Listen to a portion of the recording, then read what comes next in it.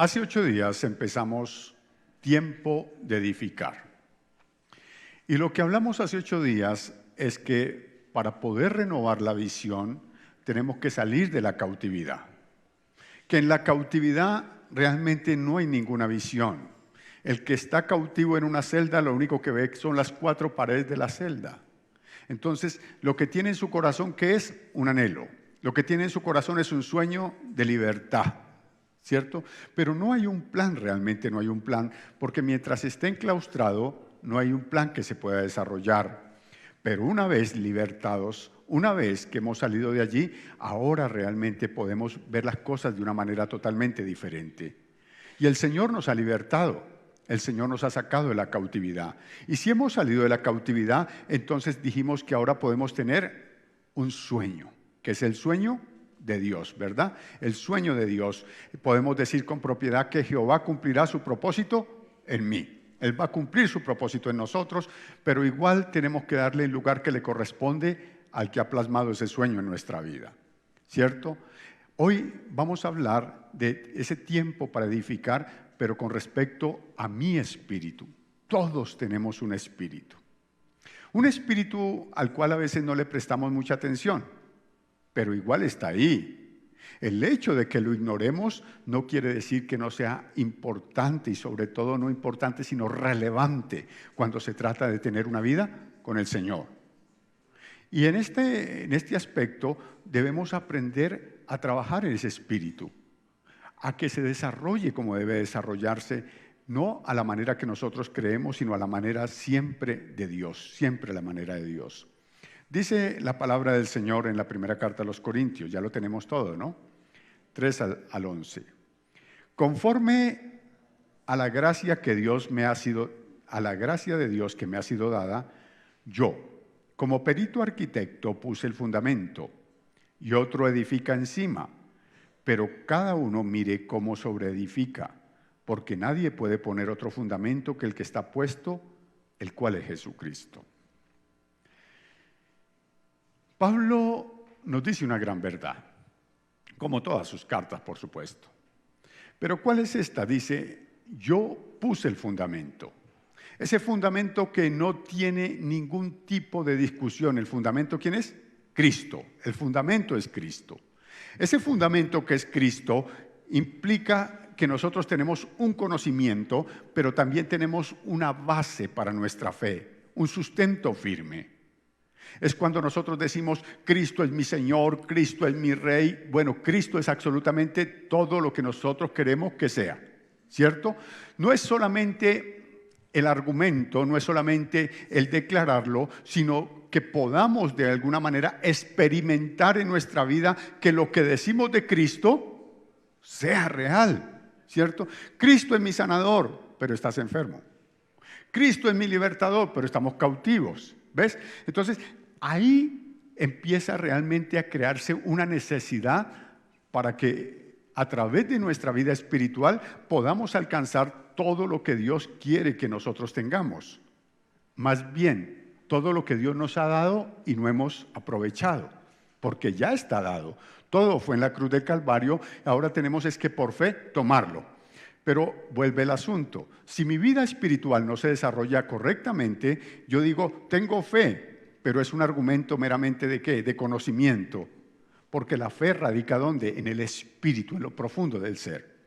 Entonces Pablo dice, yo puse el fundamento y otros vienen y sobreedifican. Otros están trabajando ahí. Esas otras personas, ¿quiénes son? El que pone el fundamento fue aquel que le compartió a usted la palabra. El que coloca el fundamento es aquel que un día le habló de Cristo o aquella persona a la cual de alguna manera usted le aceptó este mensaje de vida. Él puso el fundamento, ya tiene el fundamento. Luego vienen otros a sobreedificar. En este caso puede ser el predicador, puede ser esa persona que le discipula, esa persona que pone los primeros rudimentos de la fe. Él está aquí haciendo sobre el fundamento, está trabajando en usted. Pero ahora viene la parte que es nuestra responsabilidad, su responsabilidad y mi responsabilidad. Hay una parte que compete al que evangeliza, otra parte compete a la persona que está edificando, pero la otra parte es para cada uno de nosotros, porque mire lo que dice la Escritura, pero cada uno mire cómo sobreedifica. ¿Cada uno quién es? Claro. O sea, hay hasta cierto punto donde usted es guiado, donde usted es llevado, donde usted es encaminado, pero finalmente cada uno de nosotros somos responsables de crecer o no crecer. Y en este caso, la iglesia de Corinto tiene una falencia tremenda.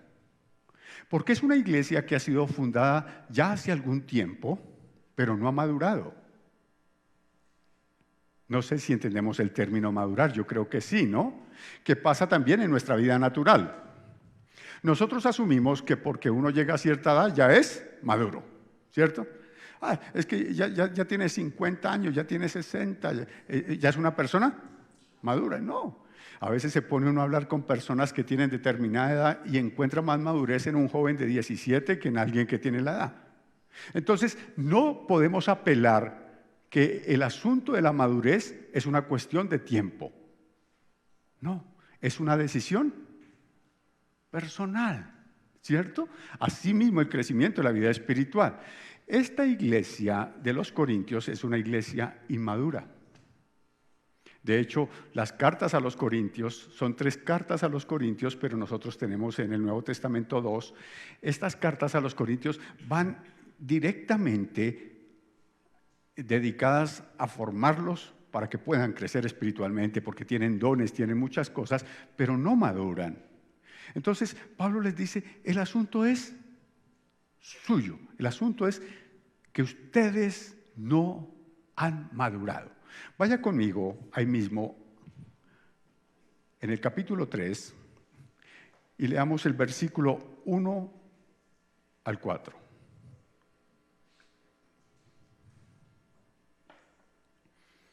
Versículos del 1 al 4. Saludo a todas las personas que están en casa viéndonos. Dios les bendiga grande y poderosamente. Bueno, allí está Daisy, su mamita Dora, Marta Guerrero. ¿Ya estamos ahí? Listo. Dice, de manera que yo, hermanos, no pude hablaros como a espirituales, sino como a carnales, como a niños en Cristo. Pablo empieza diciendo, me siento frustrado, porque ustedes no son lo que yo esperaba que fueran con todo el tiempo que ha pasado. Vine a hablarles de cosas que son importantes, de cosas que son relevantes para ustedes, pero me encuentro que su comprensión es una comprensión mínima. Son niños, son todavía bebés. Ahora, el problema no es que acaban de nacer.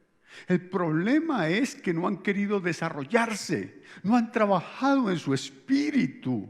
Ellos se quedaron con el fundamento. ¿Cuál es el fundamento? Cristo, no hay otro fundamento. Ellos se quedaron con el fundamento. Ellos se quedaron con que soy cristiano, aleluya, gloria a Dios. Ay, Dios tiene promesas para mí, qué bueno es el Señor. Sí, ay, bendito sea Dios. Y se quedaron en el argumento, se quedaron en la emotividad, se quedaron en muchas cosas. Pero Dios demanda un crecimiento.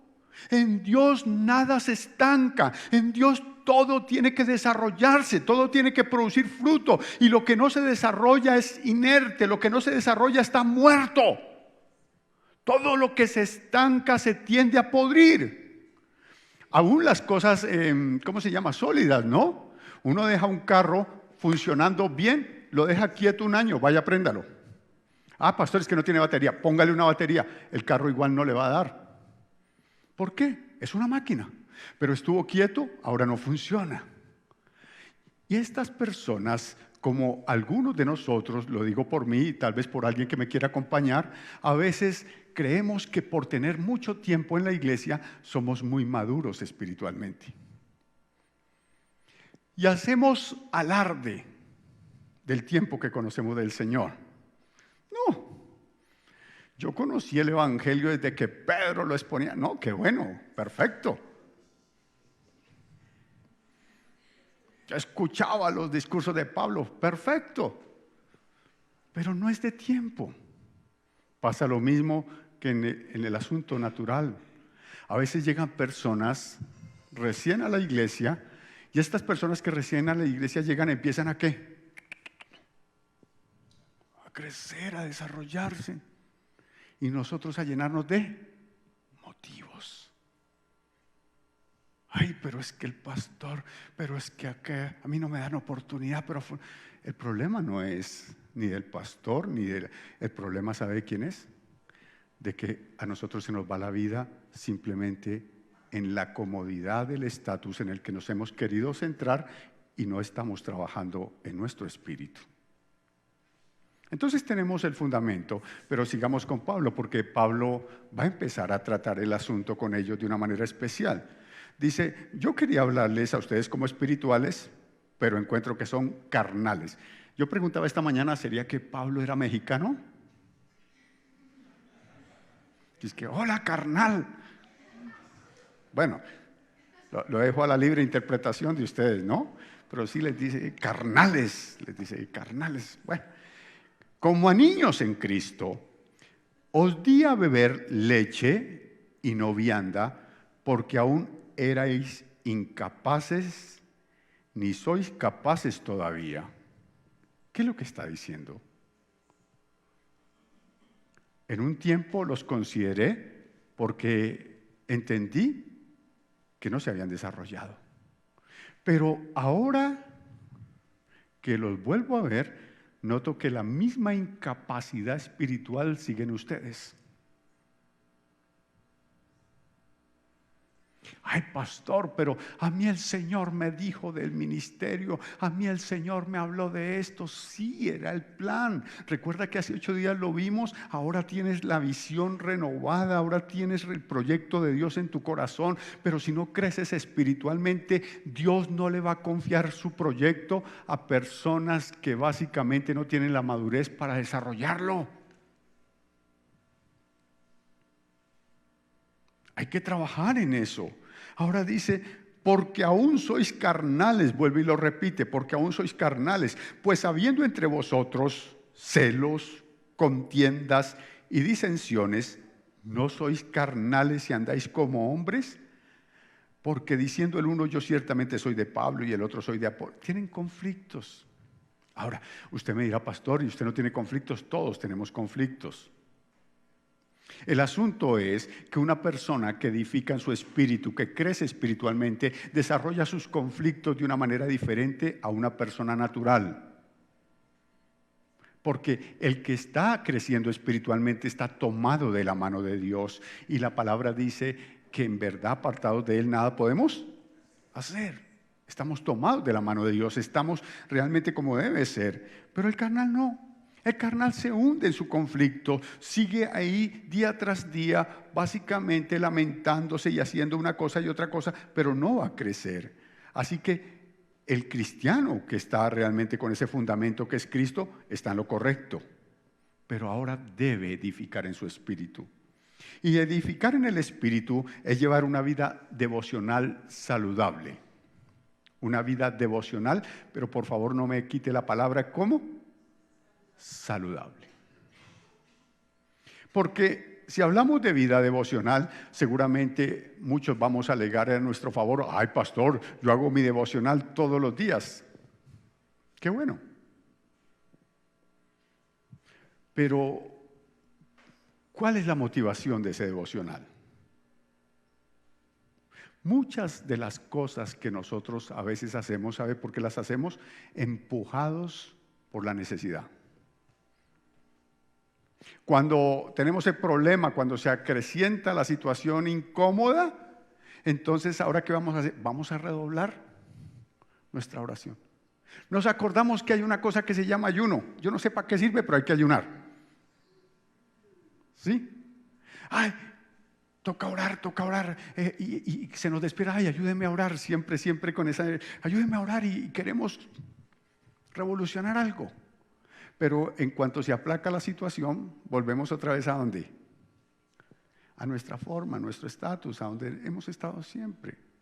Entonces, esa vida devocional no es una vida devocional sana, aunque estamos acudiendo a la persona correcta. Estamos haciendo las cosas bien. Esa vida devocional que me lleva simplemente por el rigor de la religión tampoco es correcta. Ay, es que no he orado hoy. Hoy no oré. No he leído la Biblia. Ay, ¿cuánto hace que no voy a culto? O sea, no es una necesidad creada de su espíritu, sino ¿de dónde? De un niño espiritual que no ha entendido la magnitud de lo que Dios desea con él. No hemos entendido realmente que hay que crecer. Hace 8 días creo que toqué la vida de los apóstoles. Y usted los ve en los evangelios en unas pifias tremendas. Eso no quiere decir que llegaron a ser perfectos. Ellos en los evangelios están cuestionando ese pan no va a alcanzar para tanta gente. Ay, eso no se pudo hacer. Bueno, están allí en una y otra. Pero usted los va viendo a medida que la Escritura nos los va mostrando en Hechos de los Apóstoles, a medida que vemos sus escritos, por decir los de Juan, los de Pedro, y vemos personas que maduras. Personas que fueron procesadas y avanzaron, personas que se desarrollaron no solamente en un ministerio, porque óigame bien, crecer en un ministerio no quiere decir que haya realmente un crecimiento espiritual. Uno puede crecer en el ministerio porque tal vez tenga dones, porque tenga talentos, porque predica bien, porque sabe orar, pero eso no quiere decir que haya un desarrollo espiritual correcto. Y a eso nos quiere llevar el Señor. Entonces, para poder nosotros edificar en nuestro espíritu, tenemos que empezar por la palabra de Dios. ¿Por dónde? La palabra de Dios. Mateo 4:4. Usted lo conoce. La historia se desarrolla en el desierto. El Señor Jesús fue llevado al desierto para ser tentado y sale de 40 días de ayuno, así como cuando nosotros salimos de medio día de ayuno. El Señor está con una... Sí, si ha sentido usted esa ansiedad después de medio día de ayuno, que usted quiere salir a la cafetería y acabar con todo, el Señor acaba de hacer 40 días. No se ría, por favor. Hay gente que nos está mirando por las cámaras y pensará que no somos espirituales. No, por favor, no lo hagan así. Entonces, 40 días de ayuno y viene el enemigo y le dice, hay una piedra, conviértala. ¿Cuál es la respuesta del Señor? Él respondió y dijo, escrito está, no solo de pan vivirá el hombre, sino ¿de qué? De toda palabra que sale de la boca de Dios. Está hablando el Señor Jesús no solamente algo que está en el Antiguo Testamento, sino que está diciendo, hay una necesidad en el espíritu de alimento. Cuando en el pasaje de Juan, capítulo 4, el Señor habla con la mujer samaritana, sus discípulos habían ido a comprar algo. Y él se quedó hablando con la mujer samaritana. Cuando llegaron, ellos venían con el propósito de que él comiera. Y él dijo, no, ay, seguro ya le dieron comida aquí. Porque ellos pensaban en lo natural, pero él pensaba en qué. Nosotros muchas veces estamos muy preocupados por muchas cosas, pero no le hemos dado realmente el orden correcto a nuestro ser. Nuestro espíritu es lo que nos diferencia del resto de los seres vivos. Eso es lo que nos hace diferentes al resto de la creación, lo que nos hace especiales, porque nuestro espíritu es la capacidad que tenemos para interactuar con Dios. Y cuando tomas la palabra del Señor, automáticamente estás dándole vida a ese espíritu, lo estás alentando para que pueda tener realmente todo lo que es necesario para mantener esa comunión con Dios, la palabra de Dios. Si bien es cierto, cuando uno es niño y recién empieza, uno toma la palabra y dice, ay, qué bueno, leí la palabra del Señor, me leí un capítulo, me leí de estos versículos, me leí, bueno, lo que sea, ¿no? Pero hay gente que se le pasó la vida 5 años, 10 años y siguen leyendo la palabra de la misma manera. Y lo tremendo no es eso, siempre leemos lo mismo. Ayer hacía una encuesta con un grupo de liderazgo y les decía, ¿cuántos? Siempre he preguntado, hay algunas preguntas que siempre las repito, ¿cuántos han leído la Biblia completa más de una vez? Y la mayoría de gente no hemos leído la Biblia una sola vez. ¿Por qué? Porque no le damos realmente la importancia que merece la palabra de Dios. ¿Cuántos han empezado a leer la Biblia completa y empiezan Génesis? ¡Wow! Con toda, ¿no? Después, ¿cuál? Éxodo. ¿Cierto? Y cuando llegan a números, les da la... Porque la familia de fulano, bueno, me vas a saltear esos. No se rían, ya saben que uno no puede quedar en evidencia, por favor. Si usted tiene risa, usted se hace así como... O mire al que está al lado y júzguelo con la mirada, así. Pero no se ría. O sea, creemos que eso que está ahí está de más. Eso no es importante, no es relevante para nosotros. Pero si Dios permitió que estuviera ahí, debe jugar algún papel trascendental. Nada está de más en la palabra del Señor. Eso es como si usted me invita a comer a su casa y me pone tremendo bocachico y una ensalada con cohombro. Yo siempre voy a tirar por el bocachico. Y voy a pensar que la ensalada no es algo importante para mi vida.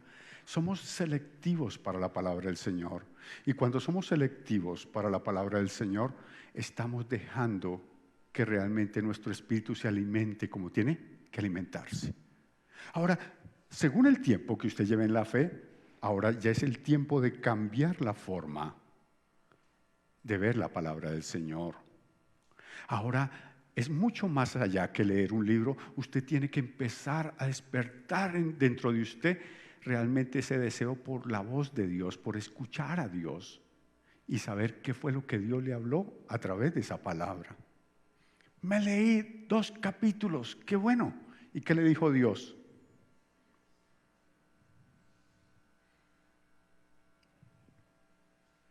Hubo un tiempo para eso. Era su niñez en la fe. Pero si usted no le mete realmente el deseo desde su corazón, se va a quedar en eso y seguirá leyendo la palabra y morirá leyendo la palabra.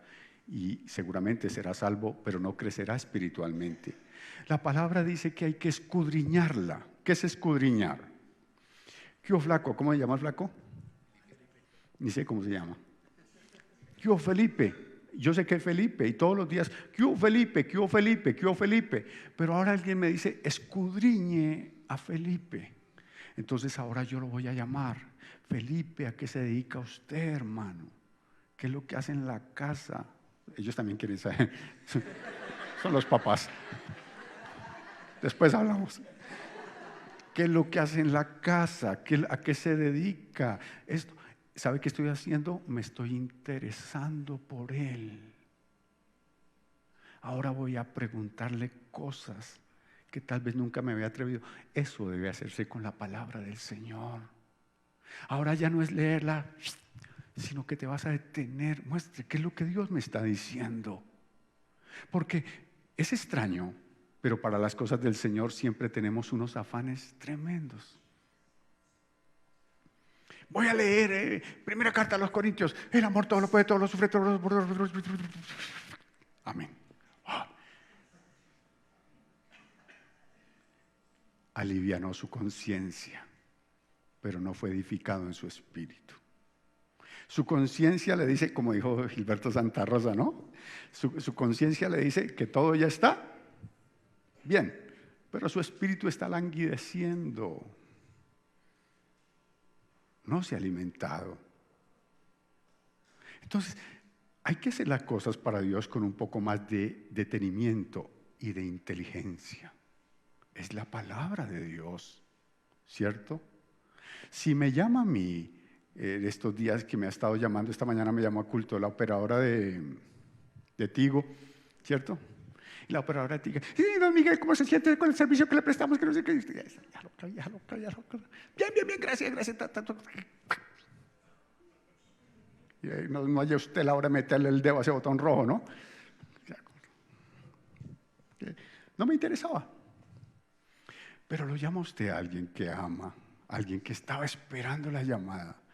Usted empieza con ese afán, se calma. ¿Y qué más? Ay, no diga, ¿y no tiene nada más que contarme? Ay, no diga, ya va a colgar. está interesado en escuchar. Esta analogía tiene que ver con el poco interés que nosotros tenemos por la palabra de Dios. Es Dios hablando a través de la Escritura. Entonces, ahora escudriña las Escrituras y sabes que cuando la lees no te puedes levantar sin realmente tener un mensaje de parte de Dios. Empieza a acrecentarse tu espíritu, empieza a levantarse algo dentro de ti.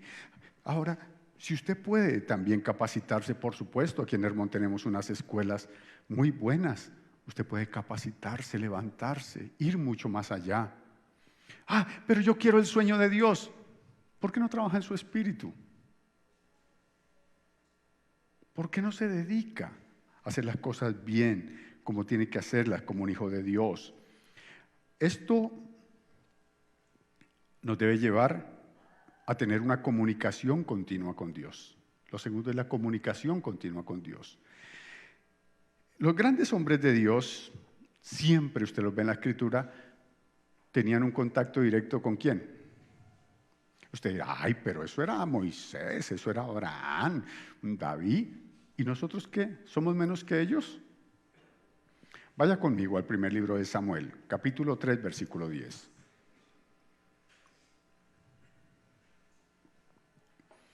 Primer libro de Samuel 3:10. Bueno, ahí está Sandra Liliana, José Vanegas, Yuli Cubillos, Julia Ramírez, Mari Pineda, Elvia Tecano. Bueno, hoy voy saludando mientras ustedes buscan. ¿Ya lo tienen? Primer libro de Samuel 3:10. Y vino Jehová y se paró y llamó como las otras veces, Samuel, Samuel. Entonces Samuel dijo, habla porque tu siervo oye. Y Jehová dijo a Samuel, he aquí haré yo una cosa en Israel que al que la oyere le retiñirán ambos oídos. El contexto del pasaje es este. La palabra de Dios dice que para aquellos días la palabra de Dios escaseaba. Ahora, entiéndase que no era que Dios hubiera dejado de hablar, era que nadie le prestaba atención. O sea, ¿ha escuchado el término "me dejó hablando solo"? Hombre, si yo estoy hablando con Rodolfo y Rodolfo se va, ¿para qué sigo hablando? Si yo estoy hablándole y no me presta atención, no tiene sentido. Entonces, eso era lo que pasaba para la época del sacerdote Elí. Elí era el sumo sacerdote y tenía 2 hijos de la línea sacerdotal, pero ninguno se interesaba por la palabra del Señor.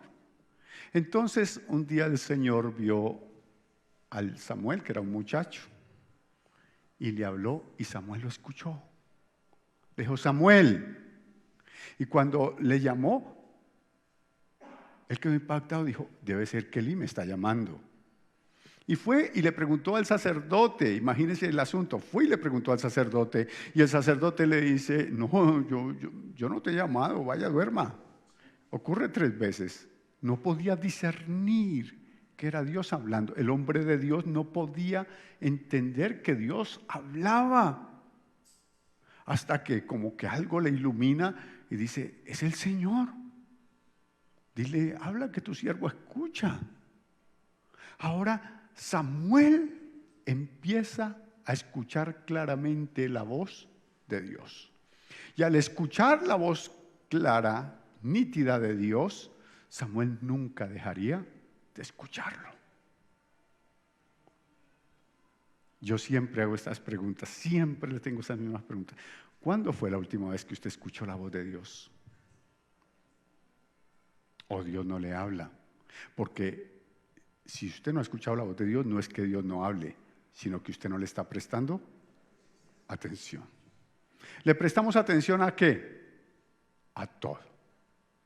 ¿Alguna vez se ve un video en el Face y vuelve y lo repite? Espere, ¿qué fue lo que pasó? ¿Sí? Y lo comparte y todo, ¿es cierto? Pero cuando se trata de las cosas de Dios, no hay tal. Entonces Dios sí habla, el asunto es que nosotros no le prestamos atención. Es tal el punto de sordera que tiene Eli y su familia, que todo lo que va a hacer el Señor con Israel y lo que va a hacer el Señor con la familia del sacerdote, tiene que decírselo al muchacho porque ellos no escuchan. Claro, esto no tiene que ver con nosotros, es un problema de Eli, Samuel y esa gente, ¿no? Pero con todo el respeto que usted se merece, a veces nosotros venimos a ver qué nos dice el Señor en culto cuando tenemos la línea abierta para hablar con Él. Qué bueno que Dios le hable a través del predicador, pero qué bueno sería que usted pudiera escucharlo claramente en el lugar donde usted está. Qué bueno sería que pudiéramos tener esa forma especial, que nuestro espíritu se despierte, se abra para escuchar la voz de Dios. Siempre les he repetido esto. Pablo, desde que conoce al Señor en el camino a Damasco, escucha la voz hasta que fue decapitado. Pero nosotros tenemos periodos donde parece que Dios enmudece. Señor, háblame. Y todavía le hacemos reclamos. Qué descarado, ¿no? Señor, dígame algo. Es que el Señor no me ha hablado. Bueno, está bien. Si no le ha hablado, entonces tome, aquí le mando una carta. Por lo menos tómese el trabajo y léala. ¿Ves? Entonces, no se va realmente a desarrollar nuestro espíritu, no va a ser edificado si no le damos trascendencia a la palabra de Dios y tenemos esa comunión especial. Ahora, cuando hablamos de comunión, estamos hablando de que, ay, tengo que orar 1 hora. No, eso se lo he insistido 1000 veces.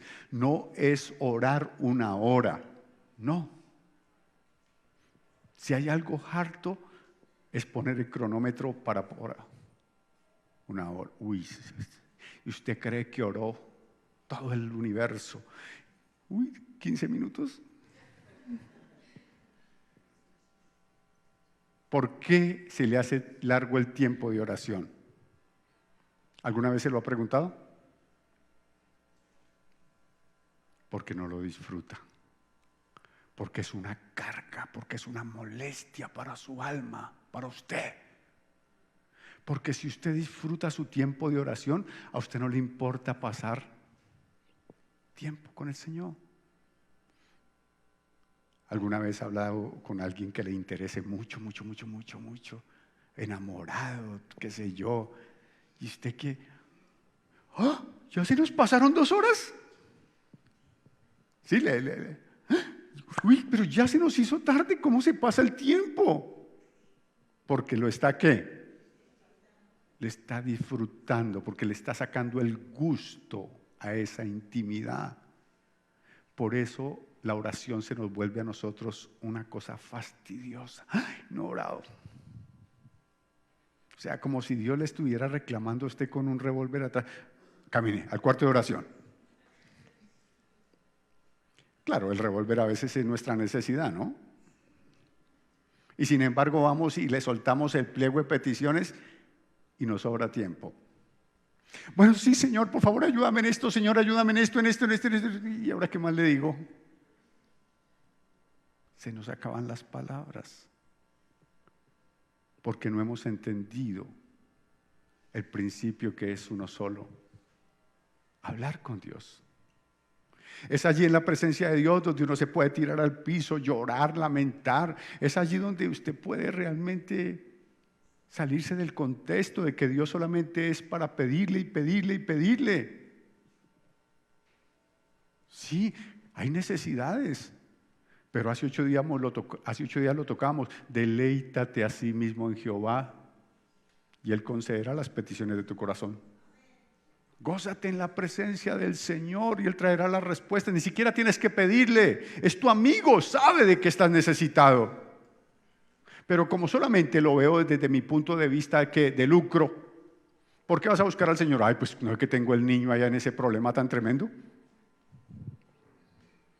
Entonces se vuelve una relación meramente interesada, donde quiero respuestas que satisfagan lo que yo estoy demandando, pero no quiero escuchar al Señor.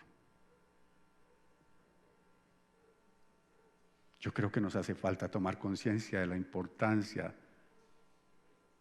que es para nosotros tener tiempo de intimidad con Dios, de hablar con Dios, de retirarnos a algún lado, de hacer cosas locas. Hace algunos años, y este año he pensado hacerlo nuevamente, tenía yo la costumbre, agarraba y salía a carretera a mi cumpleaños y me sentaba por ahí en un paisaje cualquiera, pasar 1 a 2 horas meditando, hablando con Él, pensando. Pero nosotros nos metemos en unas cuadrículas. Ahora, el irrespeto es tremendo. Estamos hablando con Dios y con el otro ojo en el celular. ¿Ay, quién timbraría? ¿Quién sería? ¿Alguna vez ha dejado su oración para ver quién le marcó? Qué respeto, ¿no? Que alguien esté hablando con usted y usted esté pensando, ¿quién le está llamando? ¿Quién es esto? Entonces, desde esa perspectiva, nuestro espíritu no crece, se vuelve meramente religioso. Y viene Pablo y nos dice, maduren, crezcan. No pueden permanecer en esa condición tan deplorable. Ya pasó el tiempo de ser niños. Ahora, lo dice en la carta a los Corintios, capítulo 13, cuando termina, ¿no? Cuando era niño, ¿qué hacía? Pensaba como un niño, hablaba como un niño, hacía cosas. Pero toda la vida, no. Hay que crecer, hay que desarrollarse. En otras palabras, madurar. Debemos madurar. Y vamos madurando a la medida que tengamos no solamente el conocimiento, sino la comprensión de lo que significa para nosotros la palabra del Señor, de lo que realmente trasciende como es la intimidad con Dios. Y ahora, si estamos escuchando la voz del Señor, ¿a qué nos debe llevar eso? A obedecer. En la primera carta de Samuel, primer libro de Samuel, santo. En el primer libro de Samuel, capítulo 15, versículo 22. Primer libro de Samuel, 15, 22.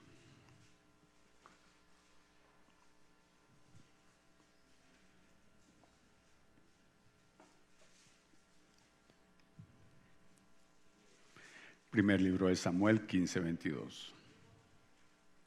Dice, y Samuel dijo, se complace Jehová tanto en los holocaustos y víctimas como en que se obedezca las palabras de Jehová.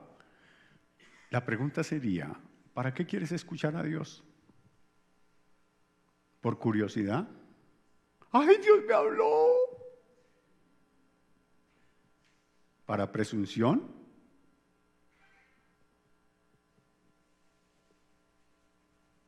¿O realmente estamos buscando dirección? Porque la Escritura dice que los que son guiados por el Espíritu de Dios, esos son hijos de Dios. O sea, es nuestro pastor. ¿Por qué tenemos la tendencia de darle más relevancia al hombre que a Dios? Yo, en este caso, que soy su líder, de pronto veo algo que no está funcionando y le digo, hermana, tal cosa. Y usted dice, ay, fue que el pastor me dijo. ¿Por qué Dios no es más importante que el pastor? El príncipe de los pastores, dice Pedro. El Salmo 23, con el que se nos llena la boca de saliva, ¿qué nos dice? ¿Jehová es qué? No hay pastoreo si no escuchas y no te dejas guiar. Entonces, está diciéndole a Saúl, no, mira, la cuestión es esta. El Señor dice, sus holocaustos, todo lo que usted haga es religión mientras no obedezca. Mientras no se alinee, todo eso realmente no cuenta, no hay nada que hacer. Y luego dice, ciertamente el obedecer es mejor que los sacrificios y el prestar atención. ¿Prestar qué? Prestar atención. Varones de Dios, no levanten la mano, sé que están aquí, ya los identifiqué. Estamos entrando en las finales de la Champions, ¿no? Más de uno sabe de qué estoy hablando, ¿no? Las finales de la Champions, ¿no? Está buena, está buena, está buena, está buena. Hay un mono con una cola que está que hace unos goles. ¿Cómo se llama ese mono? ¡Oh, qué tremendo!, ¿no? Partidos de dos, tres goles en cada partido. ¡Qué tremenda figura eso! Está buena la Champions. Y cuando estamos allí frente a ese televisor, ¿qué nos gusta? Que nos distraigan. ¿Estamos prestando qué?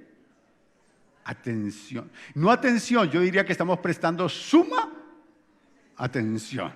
¿Sí? Sí, nos molesta. Y es el momento en que se le da para pasar a la mujer: venga, que es que eso está... ¡Quite de ahí! ¿Cómo va a pasar con el trapero ahí por delante? Bueno, usted no se ría, que es lo mismo cuando es la novela o el reality o la cosa, ¿no?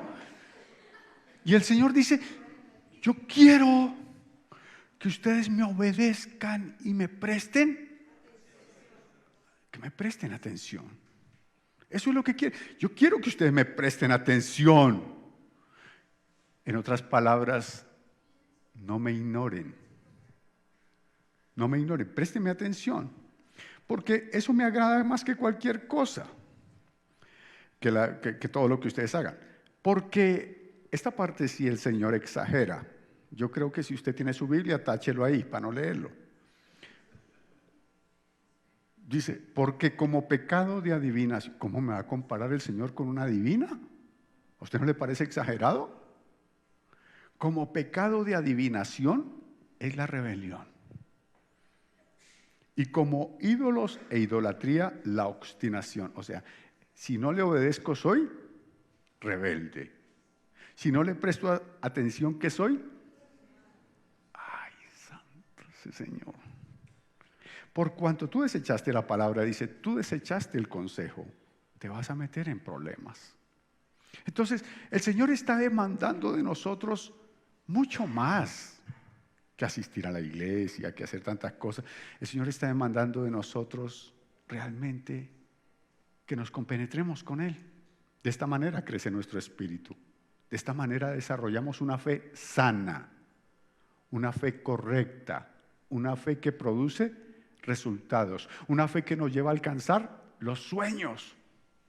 Cuando nuestro espíritu se edifica, cuando nuestro espíritu crece, ahora obedecemos, ahora caminamos conforme a la voluntad del Señor, ahora hacemos las cosas de la manera correcta. Ahora viene la vida en comunidad. Hebreos capítulo 10, versículos 24 y 25. Hebreos 10, 24, 25.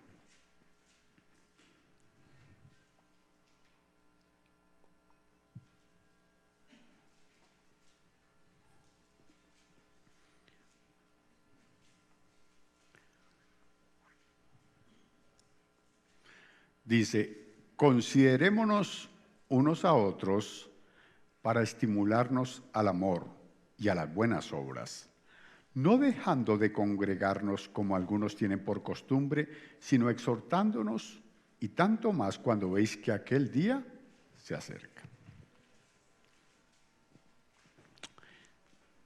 Pareciera que no, pero el crecimiento espiritual no se denota en nuestros modismos. Gloria a Dios, aleluya. Ay, bendito sea el Señor. Ay, hermana, qué bendecida. Eso a veces raya no solamente en la religión, sino en la exageración. Nuestro crecimiento espiritual se denota en la manera como aprendemos a ver a las personas, a respetarlas, a valorarlas y a tratarlas. ¿Y eso qué tiene que ver con la vida espiritual? Si yo oro y hago mi devocional y yo escucho a Dios, sí, pero usted es una mala persona, viejo. Bueno, se lo voy a poner en los términos del Señor porque usted a mí no me está creyendo. Él dijo: el primer mandamiento, amarás al Señor tu Dios con toda tu mente, todo tu corazón, toda tu alma y todas tus fuerzas. El segundo, ¿cuál es? ¿Amarás a quién? Amarás al que te cae bien, al que te gasta empanada cuando se termina el culto.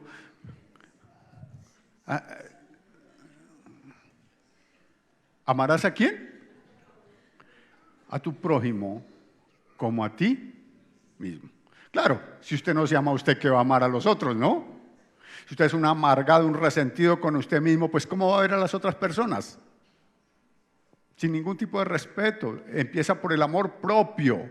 Cuando uno crece espiritualmente, empieza a valorarse como hijo de Dios, empieza a entender el lugar de dignidad que Dios le ha dado, empieza a saber que aún en medio de tantos errores que tenemos, Dios ha tenido misericordia y nos mantiene por su misericordia, no por merecimiento. Y cuando contemplamos eso en nuestra vida, podemos entender que ese Dios que ha tenido misericordia con nosotros, también tiene misericordia de los que están en mi entorno, que son seres humanos como ¿quién? Como nosotros. Recuerden, en esta congregación nadie es santo, solo el pastor. Tengan en cuenta ahí con la cámara los que se ríen para después sacarlos. Todos. Seres humanos. El único del cual dice la Escritura que fue tentado en todo y no se halló pecado fue el Señor Jesucristo. Nosotros caminamos, si nos dejamos guiar, si nuestro espíritu crece, a la estatura del varón perfecto. ¿Y sabe cuándo llegarás a la estatura del varón perfecto? Cuando quedes así. Y todos vayan a decir mentiras al lado de ese cajón. Llegaste a la estatura del varón perfecto. Mientras tanto, todos los días luchas contra la mentira, luchas contra una cosa, luchas contra la otra. Estamos en eso, ¿sí?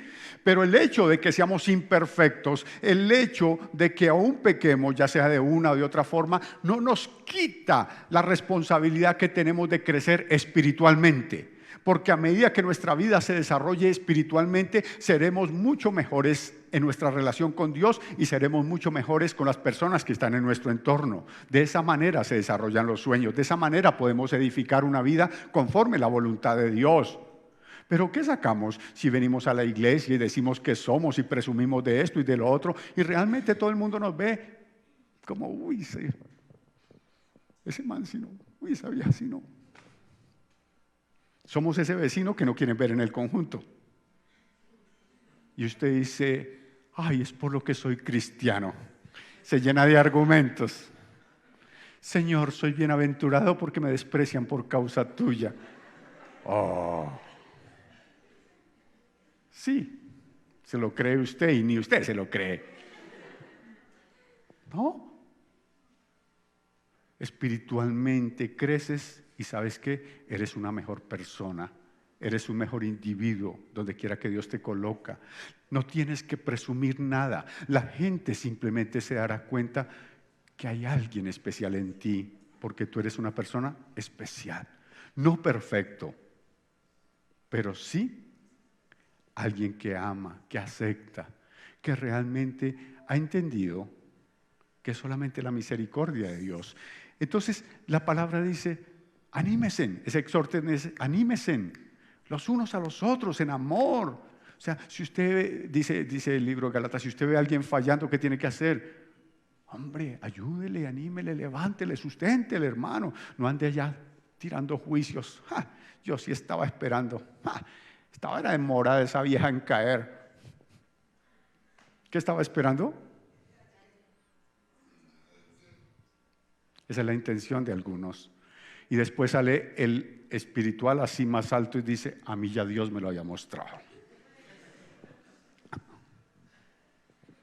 Eso es una falsa espiritualidad, eso es una mentira. Eso no tiene razón de ser en la Escritura, no. Entonces, el que crece espiritualmente, el que trabaja en su espíritu, el que es edificado, ese no tienen que decirle el miércoles es día de ayuno. ¿Por qué ayuna? Pues porque es miércoles. Ay, pastor, pero yo ayuno los sábados. Bueno, ayune porque los sábados. ¿No? Esa persona tiene un deseo especial por Dios. Sabe que cualquier día es bueno para ayunar, que cada vez que tenga la oportunidad va a aprovechar para intimar con Dios, que va a esforzarse, porque ya les he dicho 1000 veces, esto no es un acto de magia, donde usted le dice, Señor, cámbiame, y al otro día amanece como una tierna y dulce oveja. No. Es de esforzarse, de trabajar, de cambiar, de esmerarse por aprender a callar cuando tengo que callar, porque muchas veces quiero hablar y mejor, ¿cierto? Y también hablar cuando debo hablar. Ahí Dios nos va formando porque estás creciendo espiritualmente. Empiezas a desarrollarte en todas las áreas. Quiero concluir con primera carta a los Corintios 13, pero ahora en el versículo 12 y 15. Primera carta a los Corintios 3, del 12 al 15.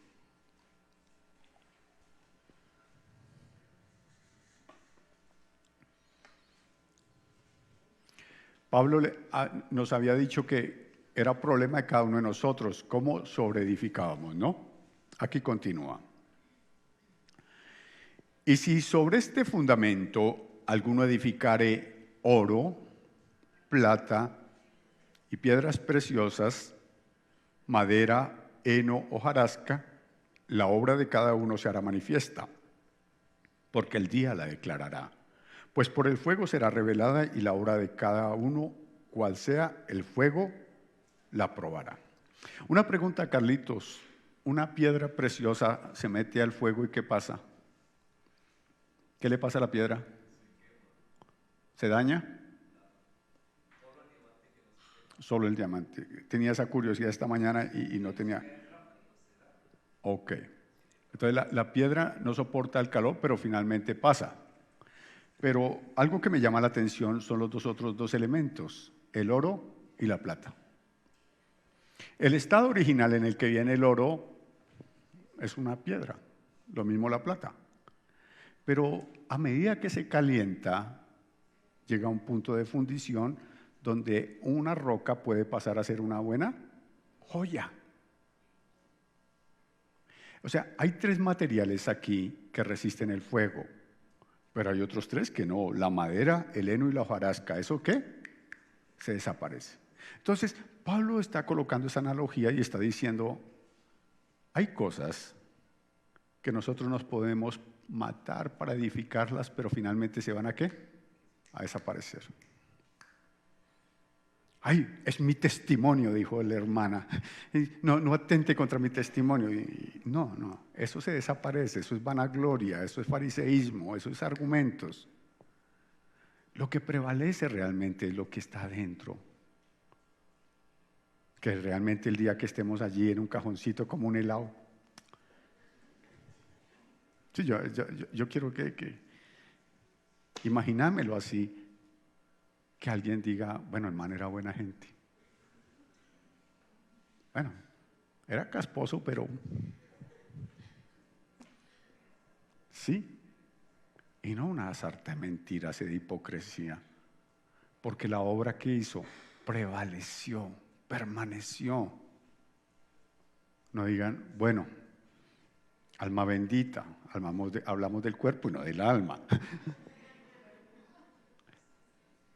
Entonces Pablo dice, según lo que usted crezca o sea edificado en su espíritu, así mismo sus obras van a prevalecer o simplemente van a desaparecer.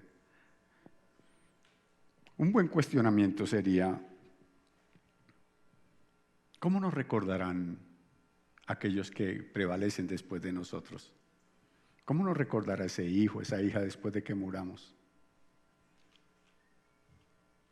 Ay, mi mamá molestaba con J, pero ay, era mi mamá, gloria a Dios.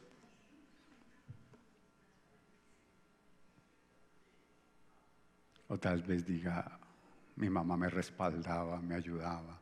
¿Me hago entender?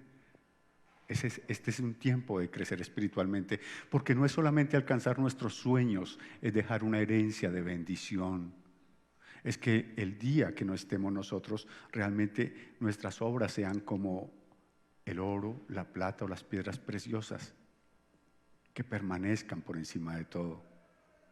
Y que no sea lo que yo dije que era, sino el concepto que los demás tenían de mí. Eso marca la diferencia. Quiero terminar con esto. Cuando nosotros crecemos espiritualmente, trabajamos en nuestro espíritu, nos desarrollamos en el espíritu, esto generará en nosotros temor de Dios. Habrá en nosotros temor de Dios. Y el temor de Dios produce algo que se llama santidad. Entonces, usted no tiene que estar haciendo una encuesta por toda la iglesia, por todos los hermanos, por el chat. ¿Será que si hago esto es bueno o es malo? No. porque usted tiene intimidad con Dios, porque usted no tiene que preguntarle a nadie, sino Dios está dictaminando en su vida lo que es y lo que no es. Tendrá temor de Dios, de hecho vendrá la santidad. Descubriremos los dones, los talentos que hay en nuestra vida y fluirán, simplemente estarán produciendo para el reino. Serviremos con la mejor disposición de nuestro corazón. Seremos como nos prometió nuestra vicepresidenta. ¿Viviremos cómo? Ustedes saben. Con problemas, pero viviremos sabrosos porque estamos haciendo lo que Dios nos ha mandado hacer. Entonces, ¿conviene realmente edificar en nuestro espíritu, trabajar en nuestro espíritu? Claro que sí. Esto es una tarea que requiere inmediatez, que requiere disciplina, que requiere esa constancia y sobre todo conciencia. Si no trabajamos en nuestro espíritu, no somos absolutamente nada. Solamente religiosos que tienen un fundamento que fue bien puesto, Cristo. Pero de Cristo en adelante somos responsables nosotros. ¿Cómo dijo el cura? ¿Cómo dijo el cura? Oremos. Incline su cabeza, por favor. Padre bueno, Padre maravilloso, Rey de gloria, Señor. Una vez más, Señor, es tu palabra. Y ante ella no hay discusión. Ante ella no hay argumento, Padre, que podamos poner. Solamente reconocer que en verdad hemos descuidado esta parte tan importante de nuestra vida. Que hoy más que nunca, Señor, necesitamos que nos des vida en el Espíritu. Tu palabra dice que el que se une al Señor, un espíritu es con Él. Así que en el nombre de Jesús queremos, Señor, que por favor nos ayudes, que nos des ese amor, ese gusto, ese deleite por la palabra. Que nuestra oración vaya mucho más allá de una intención de recibir algo y que podamos compenetrarnos contigo, Señor. Despierta nuestro espíritu para escuchar con nitidez esa tu voz. Tenemos necesidad de que nos hables, que nos digas, que nos guíes. Ayúdanos en el propósito de andar en obediencia, de obedecer, de hacer las cosas siempre a la manera tuya. Señor, necesitamos de ti. Necesitamos de ti. Quebranta esos parámetros religiosos, esos parámetros en los cuales nos hemos enclaustrado, Señor, y de alguna manera nos tienen estancados. Llévanos a crecer, a desarrollar los dones, los talentos, las formas, las maneras que son esenciales para nuestra vida y para testificar de tu amor. Oro en el nombre de Jesús por cada uno de mis hermanos y por mi vida propia, para que podamos levantarnos, para que podamos, Señor Dios, ir mucho más allá en el nombre de Cristo, para que realmente, Señor, pueda nuestra vida, Señor Dios, tomar la forma y la manera, Padre, que es conforme, Señor, tu Espíritu en cada uno de nosotros. Una vez más te decimos, vivifica mi espíritu. Dígale al Señor, despierta mi espíritu y hazme, Señor, cada día más y más parecido a ti, para que yo pueda dejar una herencia de vida, para que lo que yo, Señor, edifique en esta tierra pueda ser como el oro, como la plata o las piedras preciosas y no desaparezca con el tiempo, Señor. En el nombre de Jesús, gracias, Señor. Amén y amén. Vamos a trabajar en el Espíritu, indiscutiblemente, vamos a trabajar en el Espíritu.